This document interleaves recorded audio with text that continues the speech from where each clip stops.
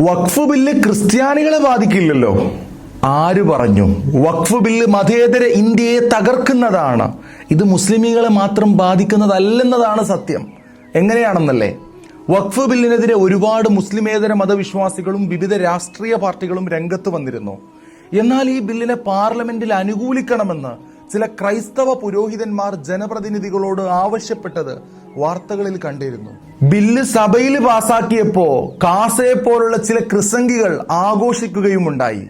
എന്നാൽ ഈ കൈയടിച്ച ക്രൈസ്തവർ തിരിച്ചറിയാത്തൊരു സംഭവം അന്ന് പാർലമെന്റിൽ ഹൈബി ഈഡൻ MP ഉണർത്തിയിട്ടുണ്ടായിരുന്നു. വഖഫ് ബില്ലിന് പിന്നാലെ ചർച്ച് ബില്ലും വരും. അങ്ങനെ BJP സഭയുടെ സ്വത്തുക്കളിലും കൈകടത്തും. അദ്ദേഹം ഉണർത്തിയ വാക്കുകളെ സത്യപ്പെടുത്തും വിധമാണ് പാർലമെന്റ് വഖഫ് ബില്ല് ചർച്ച ചെയ്യുന്ന ദിവസം RSS മുഖപത്രം ഓർഗനൈസറിന്റെ ഓൺലൈൻ എഡിഷനിൽ പ്രത്യക്ഷപ്പെട്ട ഈ ലേഖനം. കേന്ദ്ര സർക്കാർ കഴിഞ്ഞാൽ ഏറ്റവും കൂടുതൽ ഭൂസ്വത്തുക്കൾ സ്വന്തമായുള്ള കത്തോലിക്ക സഭയുടെ കയ്യിലുള്ള സ്ഥാപന വിവരങ്ങൾ ഉൾപ്പെടെ ലിസ്റ്റ് ചെയ്ത ആ ലേഖനത്തിൽ പറയുന്നത് വിദ്യാഭ്യാസ സ്ഥാപനങ്ങളും ആതുരാലയങ്ങളും ആരംഭിച്ച് ക്രിസ്ത്യൻ മതത്തിലേക്ക് ആളുകളെ ആകർഷിപ്പിച്ച് മതം മാറ്റുന്നു എന്നാണ്.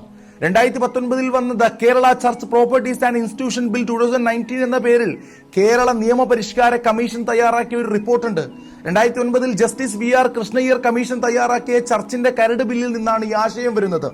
മുസ്ലിമീങ്ങൾക്ക് വഖഫ് ബില്ല് കൊണ്ടുവന്ന പോലെ ക്രിസ്ത്യാനികൾക്ക് സർക്കാർ ഒരുക്കി വെച്ചതാണെന്ന് പറയാം. 2019 ചർച്ച് ബില്ലിനെതിരെ ന്യൂനപക്ഷങ്ങളുടെ ലംഘനമാണെന്ന് പറഞ്ഞ് കത്തോലിക്ക സഭ പ്രതിഷേധം നടത്തിയിരുന്നു.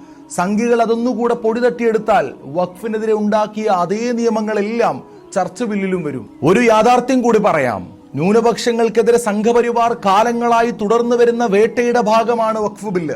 സംഘപരിവാർ എന്നും മുസ്ലിമീങ്ങൾക്കെതിരെയാണ് തുടങ്ങി വെക്കുക. പിന്നീട് അത് മറ്റുള്ളവരിലേക്കും വ്യാപിപ്പിക്കും.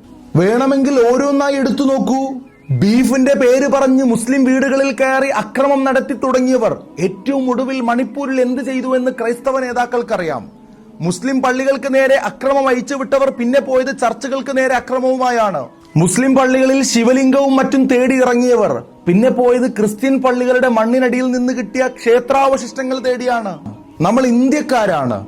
ജനാധിപത്യ മതേതര രാജ്യത്തിന്റെ ഐക്യവും സൗഹൃദവും സൂക്ഷിക്കാൻ നമ്മൾ എന്നും ഒരുമിച്ച് നിൽക്കണം. വഖഫും ചർച്ച് ഭൂമികളും ദേവസ്വം ബോർഡും എല്ലാം ഈ നാട്ടിൽ നീതിയുടെ പേരിൽ മുന്നോട്ടു പോകണം. അതിൽ മറ്റൊരാൾ കയറി നിരങ്ങാൻ നമ്മൾ അനുവദിക്കരുത്.